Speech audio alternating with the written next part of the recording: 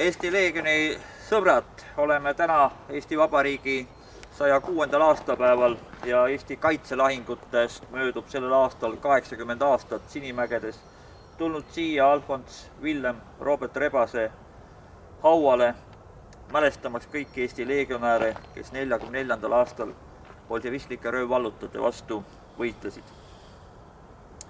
See võitlus Sinimägedes jäi pikaks ajaks Eesti rahva mällu, seda ei suutnud hävitada kommunistlikud mõrvarid. Ja selle võitluse tulemusel on meil täna olemas taastatud iseseisev ja vaba Eesti Vabariik. Riik, mis on ka NATO liige. Varsti on ka Rootsi NATO liige ja seetõttu enam Nõukogude Venel ei ole mõtet meiega sõdida.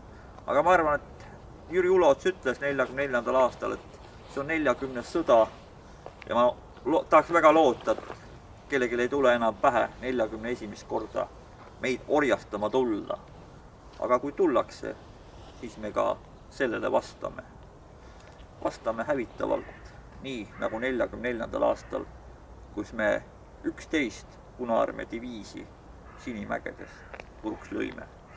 Nii et nad pidid, sealt on ainult Tallinnasse 200 kilomeetrit, nad pidid 5 korda pikema maa tegema, et 22. septembril Tallinn vallutada.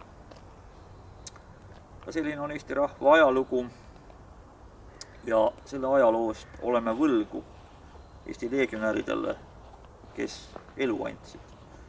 Paljud langesid lahingus ja nendel ei olegi matmiskohta.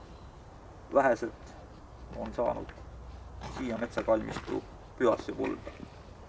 Elagu Eesti Vabariik, elagu Eesti legionäärid, kes Eesti eest võitlesid.